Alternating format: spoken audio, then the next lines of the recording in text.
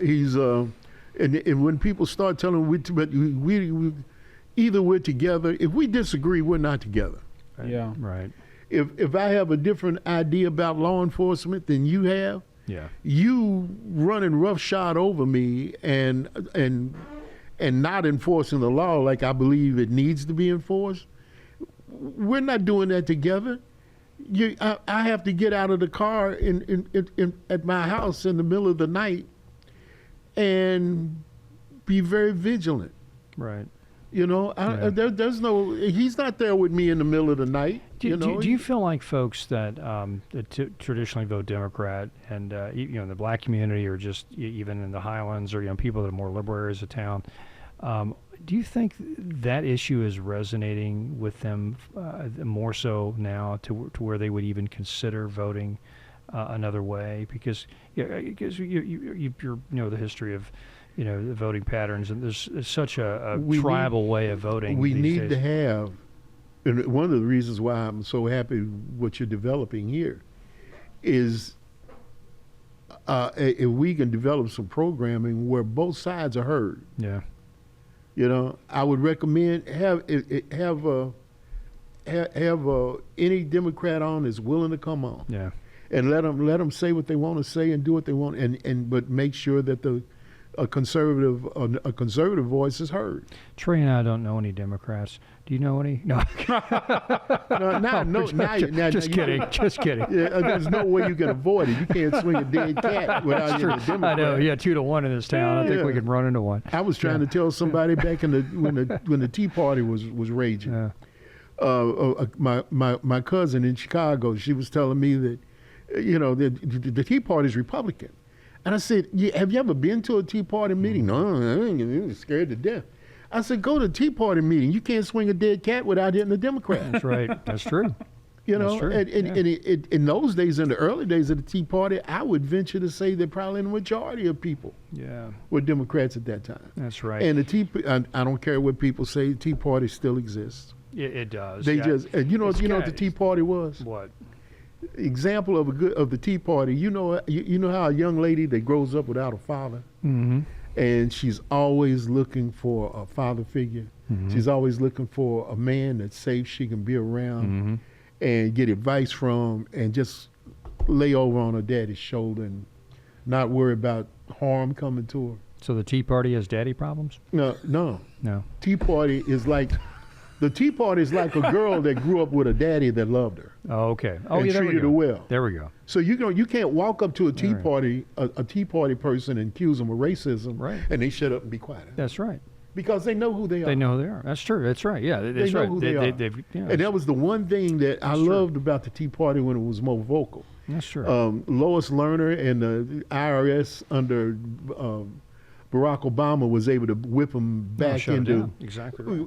Well, it's morphed into new things. Morphed them into a more quiet version, right? But much more effective. Yeah, I think the Tea Party brand was a bit of a flavor of the month on some level. No, I'll tell you what. Because I think the people and the issues are still there. It's just morphed into something else. It's morphed into the conservative populist movement, which was co-opted by the Trump campaign, and now it's more of a MAGA brand than it is Tea Party. But it's still the same issues that are being presented. So it's just they're still there, and their feelings don't get hurt because you don't like them. Do you feel like though there's a big realignment that's occurring with politics?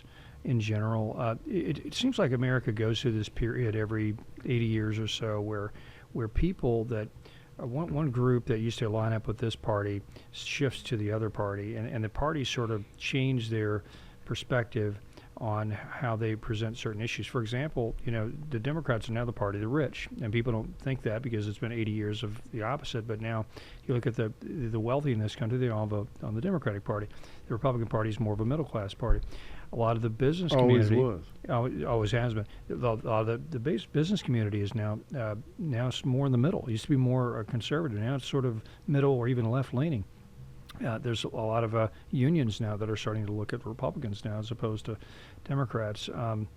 There's a real realignment that's going on, and I can see Hispanics. Used to be traditionally Democrat, and they're starting to come over on the Republican side because of a lot of the cultural issues.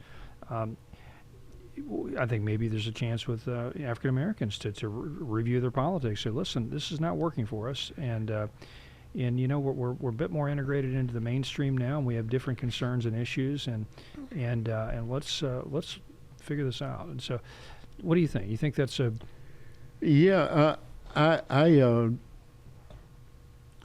agree. There's some morphing and some shifting going on, but I go back to my daddy group told me, look at the bottom line. If Economically, you mean? If you do, Yeah. No, not. He was talking about okay. the outcomes. Okay. He always told me the Democrats. Because I was a Democrat. Mm. You know, he was always telling me. He said the Democrats don't mean you any more good than anybody else. Mm-hmm.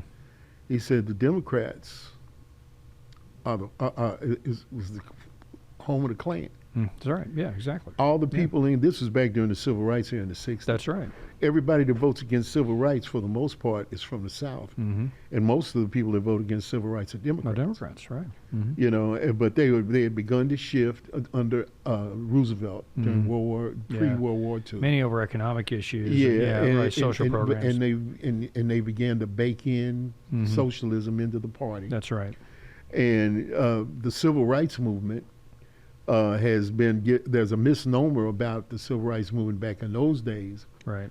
It was a movement that was operating in desperation. Yeah. I mean, literally, people were being killed. Okay, churches were being burned, and the socialists and the communists were able to get inroads into the black community in the civil rights movement by showing up with money and saying the right things. So you have somebody like Mary McLeod Bethune, who I believe was a Republican, but who's supportive of Planned Parenthood. Right. Well, do you think there's some opportunity now? Do you think there's some changing that could occur? I know the history of it and why people vote the way they are. But where are we going? There's an opportunity for it now if conservatives engage with people other than themselves. So the messaging is come not out there. the country club. People are not talking. Not that you're in the country club, but wherever you are. Well, it's the Democrats in the country club now. Apparently, it's it's a party that they're very wealthy and very not unwealthy.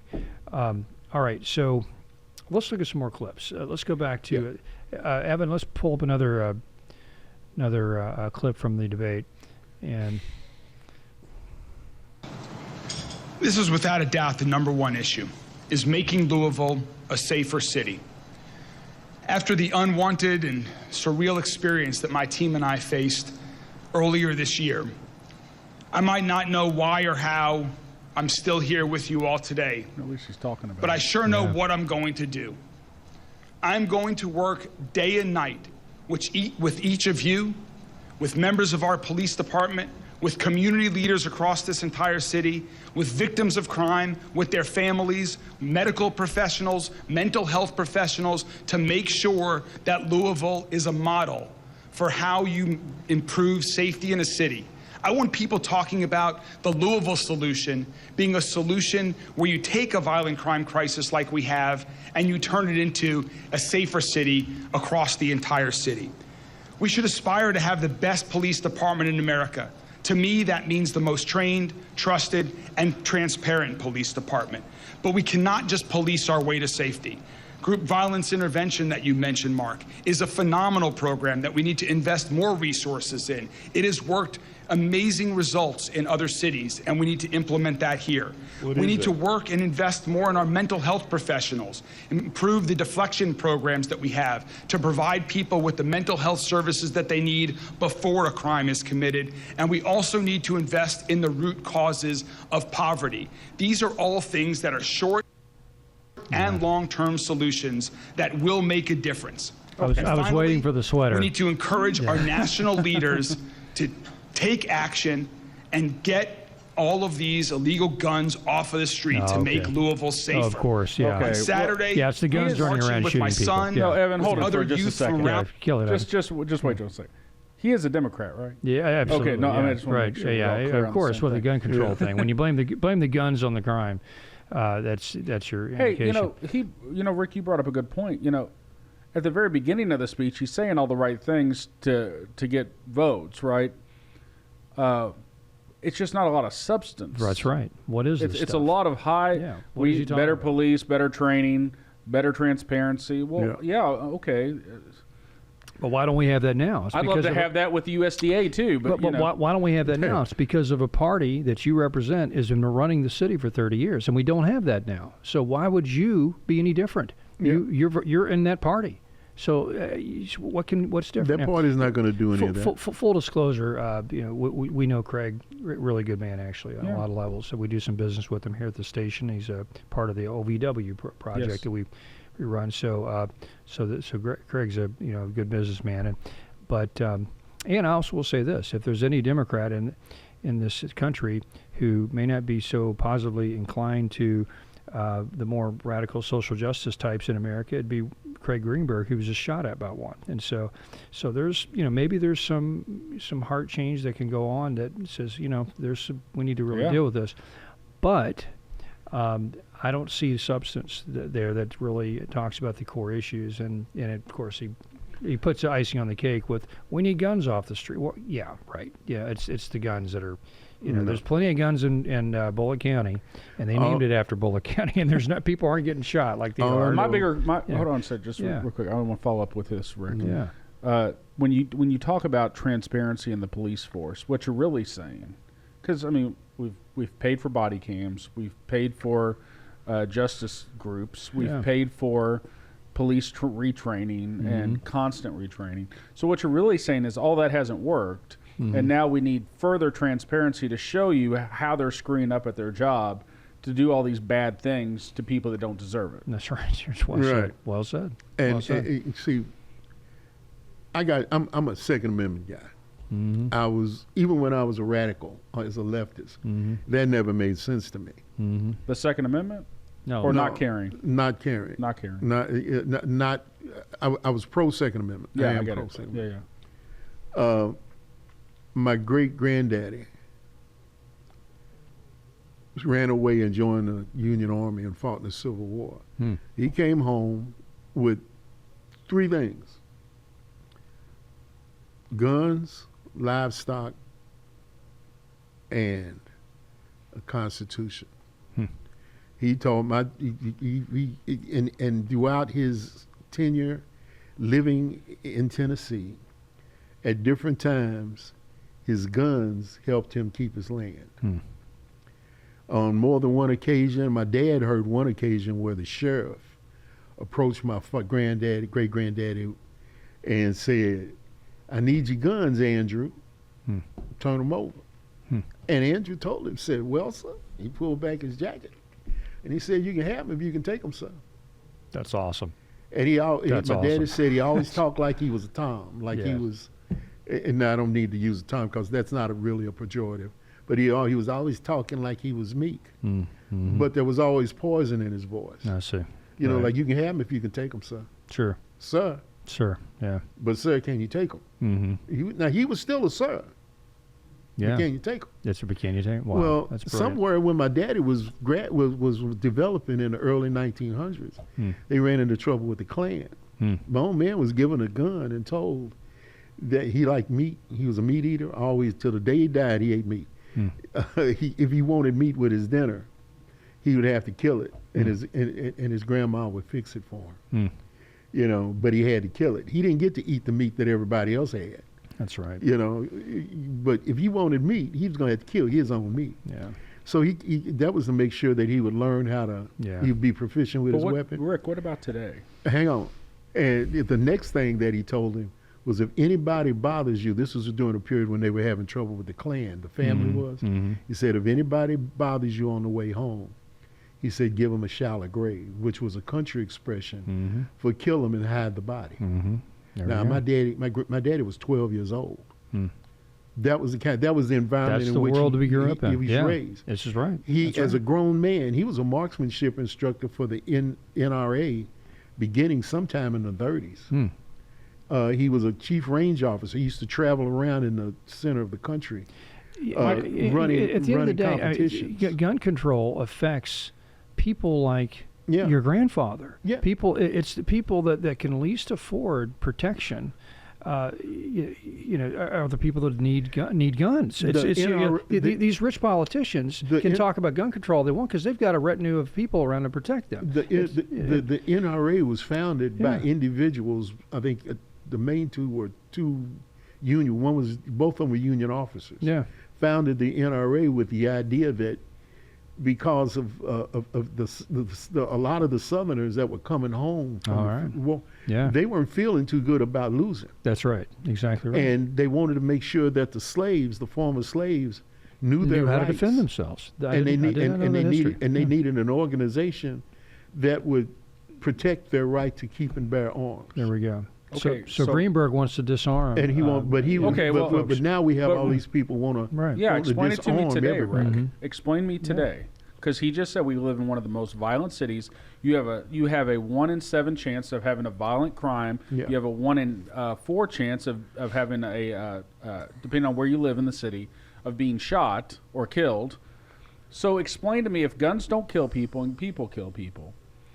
I will say this: I'd like to commend Greenberg on at least admitting that there's a real mental health crisis with a lot of people that shouldn't have guns. Yeah. I mean, I think every school shooting could attest to that. Mm-hmm. I think there's a bigger problem at play here, but what do we do about it? Nobody's really he didn't give an answer to what we do about it. Well, his answer was to reduce people's rights. Right, but that's not a real answer, nor is it achievable. It is a real answer, and it is achievable. In Chicago, that's what happened. It's more dangerous to live in Chicago than it is almost anywhere else in the world, Tom. In the world, the only way Chicago will get better is for the guys who think they're the Billy Bad Butts who are running around shooting at people. If they really understood that when they pull their piece and start shooting, they're going to have 10 people shooting at them. That's right. Billy Bad Butt goes away. That's exactly right. He right. either dies or he puts his gun away and begins to act like a civilized person. That's exactly right. Okay, but is that in a civilized society, is that how we should live? No, that's humanity. It's the way we have to live because our society has degenerated. Taking the guns away will not make it safer. I didn't say it would. More guns haven't made it safer. No, that's wrong. Guns do make things safer. Yeah. It hasn't here. It does. It absolutely does. Okay. Yeah, it has. It could be a lot worse, man. It could be worse. I guess. It will be worse. There's a great book written by somebody 20 years ago. It's called More Guns, Less Crime. And it has all the stats. You look at areas that have more guns per capita, those areas are generally safer. And Maywood, Illinois. On the west, you cross Austin Avenue, you're in Maywood. Yeah. Maywood was the first first municipality in the country, as I remember, in 1980 that went gun control. And within a year, they went back gun. Yeah. Because the thugs off the west side crossed Austin Avenue and was strong arm robbing people, kicking in people's doors. Sure. Snatching people off the street, taking their money. Only one thing stops a bad guy with a gun. Because they knew that if a person had a gun to defend themselves with, the city of Maywood was going to put them in jail. Right. Okay, I hear both of what you're saying. I'm not arguing with you. What I'm suggesting is that we still have a humongous crime problem in this city. Yeah. That is a huge gun violence problem. Well, and guns are legal. Didn't do it. It's a violence problem. It's not a gun violence problem. It could be knives. It's go to London, but it's not. They're stabbing people. It's because we have guns in America. It's because we have guns. Wait a minute. You don't hear about the knives. Plenty of people get stabbed in Louisville every week. I'm not saying they don't, Rick. I'm just saying, how do we get the crime down from guns? Gun violence down. It's just violence down, not just Plenty guns. of people get beaten senseless in the city of Louisville every week. Exactly right. But it's not politically expedient to try to disarm. Correct. There are governmental reasons. There are people who would like to disarm the population of America in order to oppress. But everybody in this country you have the right to own a gun. I own guns. Tom owns guns. If we all own guns and there's still a ton of gun violence, then there's a people problem.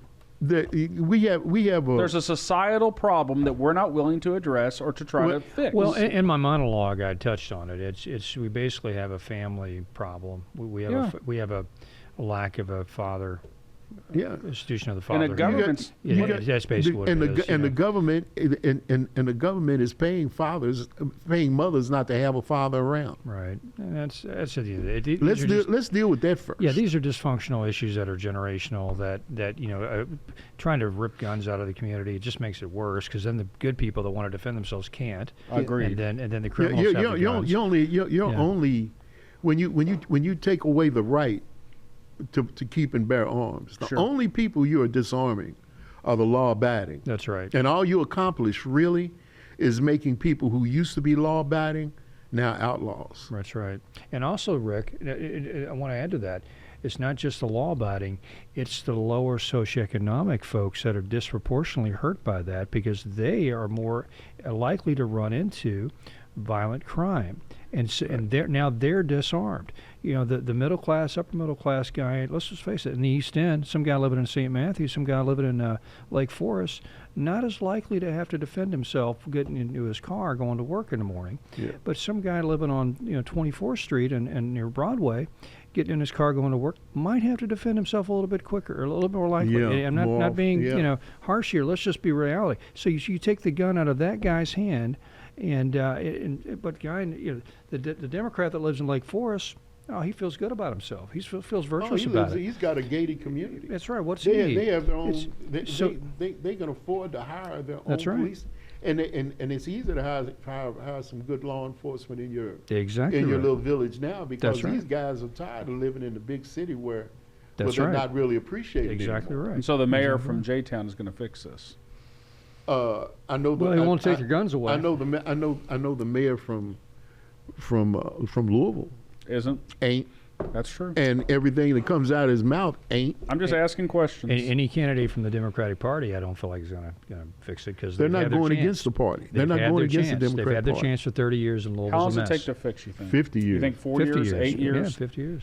10 years? We're doing term limits? Well, fix what problem? Because fix a gun problem in the city. Well, it's not a gun problem. It's a violence problem. It's a violence. Fix a violence problem. It's a crime problem. It's a crime problem. How do you fix that? Strong policing.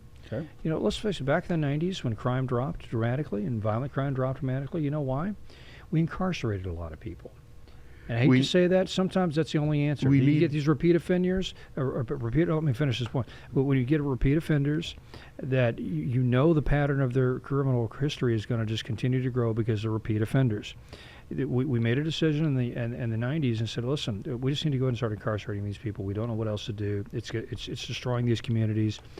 And crime went down suddenly. It's magical, Yeah. And then suddenly we get bail reform. We get all this stuff going on. Because we can't build enough jails. Well, they're full now. But that's a symptomatic problem of our culture degrading. When you destroy the family, you can't build enough jails. Yep. I'm not disagreeing with you. I'm just asking what we do. Look, fix the family. We have to fix the family, though. As Pastor Stevenson says, the most potent solution for the family is the community's churches. And if we fix the family, and every child has access to a good role model, male role model, a good father, good uncles. I agree. You end up with young men being raised with role models that don't settle every problem with violence and who don't walk around looking for a reason to hurt somebody because nobody at home will listen to them because all they hear is women telling them how to be a man. That's and what they're telling them doesn't fit what they're feeling. That's right. And I could not agree with you more that is a way to fix the problem. But if we're talking about that is the way. Fine.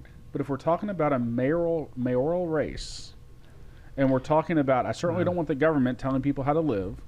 And so I go back to Tom's point. That's what government does.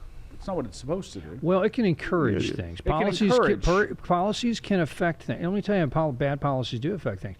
And Rick mentioned it earlier. When welfare first came on the scene with the Great Society, what did it do? It basically discouraged men from being in the home. It told the mother, it said, okay, I can make money.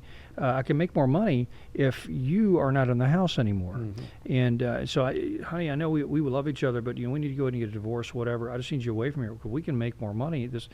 Was that the government's intent? That was the government. Yeah. It doesn't matter. The road Sure to hell. it matters. The road to What do you mean it hell doesn't is matter? paved I with believe good it was- intents. The road to hell is paved with good intents, and so what needs to happen is we need to have politicians that recognize the impacts of those bad decisions and at least not do it again. And so Democrats do not recognize. They never say they're sorry about these policies. They just keep moving down the path. Maybe we'll try another radical version of this.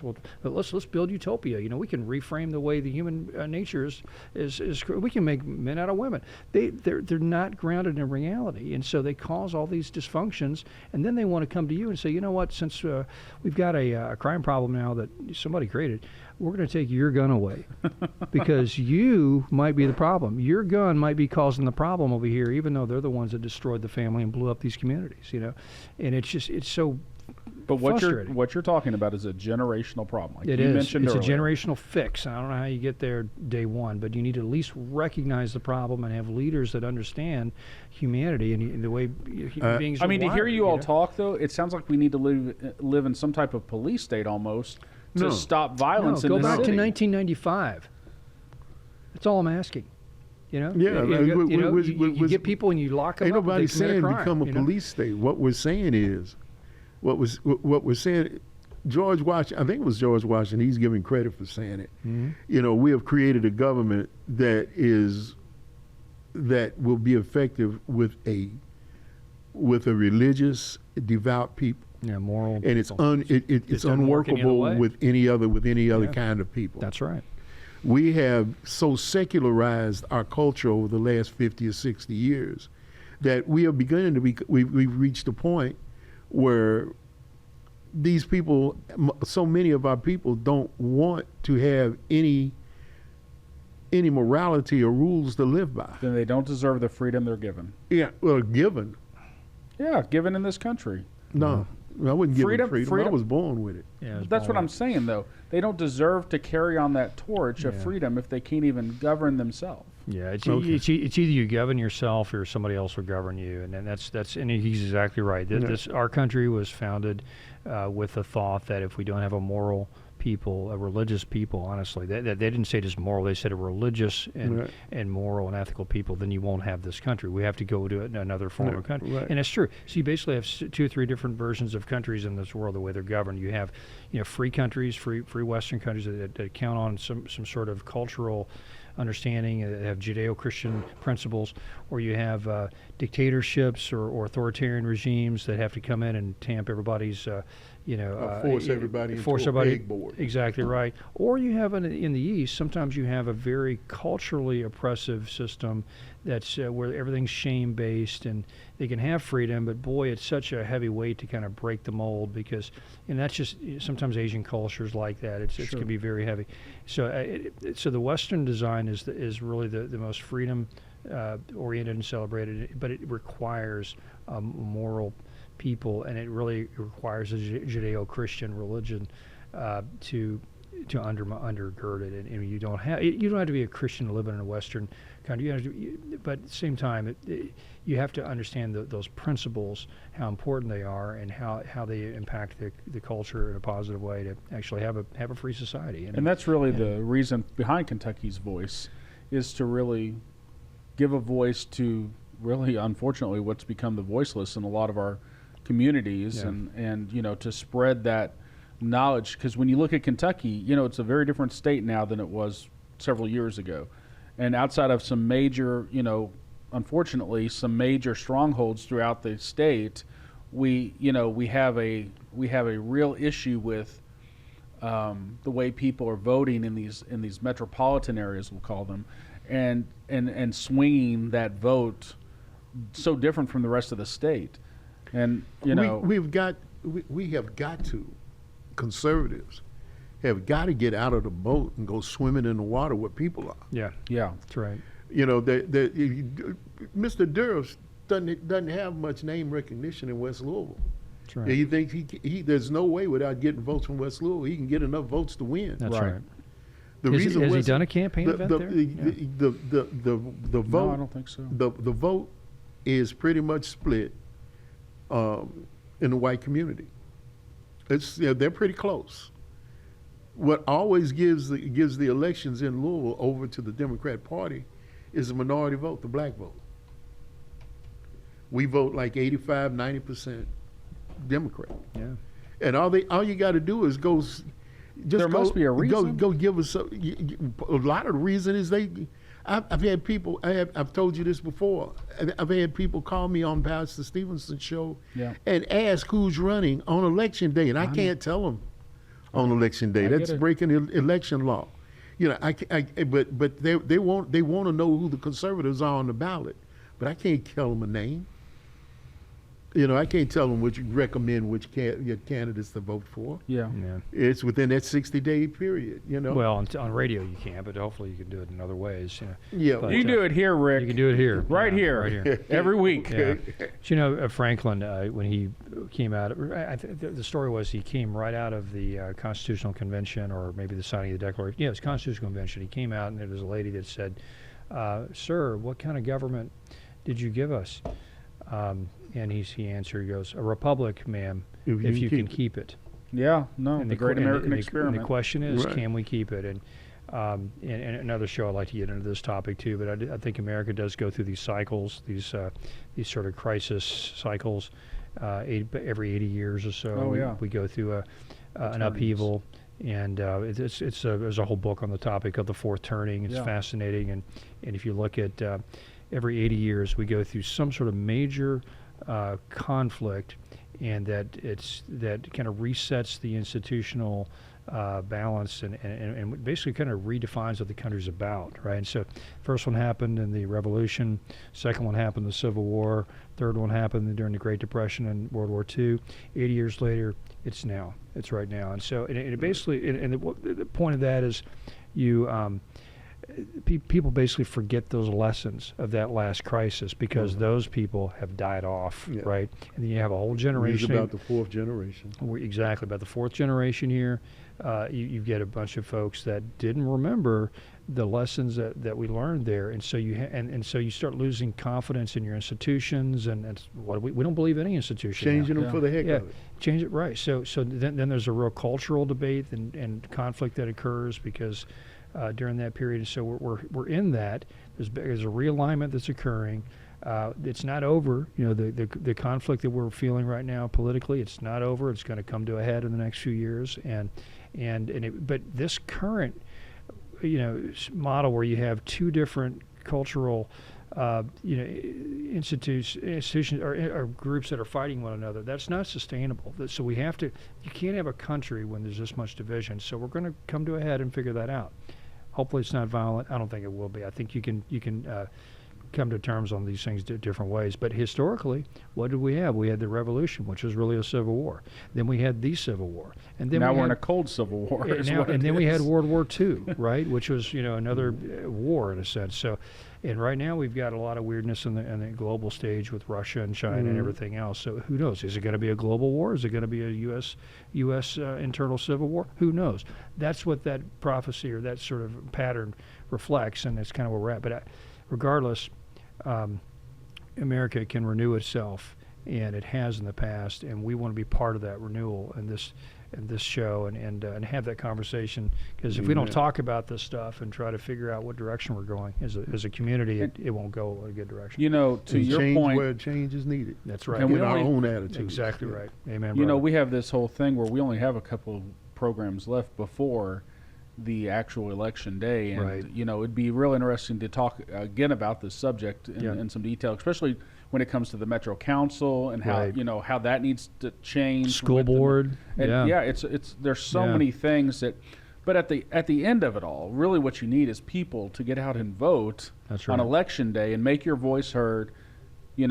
I hate the way the voting's happening again this year, where you have multiple days. There's nothing we can do about that. But it is what it. I know, which is why you need to have a landslide turnout. Yeah, it's why you need the conservatives to turn out more than ever, and just make it a landslide for this guy. Yeah. Make it a landslide for all. Not only that, we don't even talk about judges, and we don't talk about, other very, very important offices. Right. Yeah. Because like Tom and I have talked about multiple times, they've weaponized that entire system. That's right. And so if you think that's not happening here, it is. But the good news is, the viewers out there, there's a golden opportunity Louisville has right now to reset things. Yep. And it's up to you.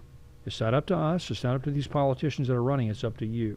You can get out there and vote. You can bring your neighbors along. You can talk about this, and you can change things. And I'm advocating people to vote differently other than a Democrat candidate this year. Not because I'm a crazy Republican, a right-wing guy, and whatever.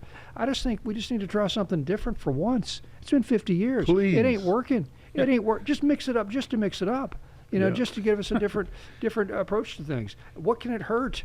All we're going to get can't get worse. Can't get worse. We're going to get the same sort of model with this with another Democrat. So, please, folks, vote and pay attention. And appreciate you watching the show tonight. You're listening to the station. Rick, thank you for being here. Yes, sir. You're just a wonderful voice, and you're a trying. real pro Got with that this. cool hat too. Yeah, Trey, thanks for your time, guys. Thanks in the back. Thanks, Evan, and I'm Tom Fallbush with the station. It's Kentucky's conservative outpost on WBNA and many other outlets as well. And we'll see you next week. God bless you.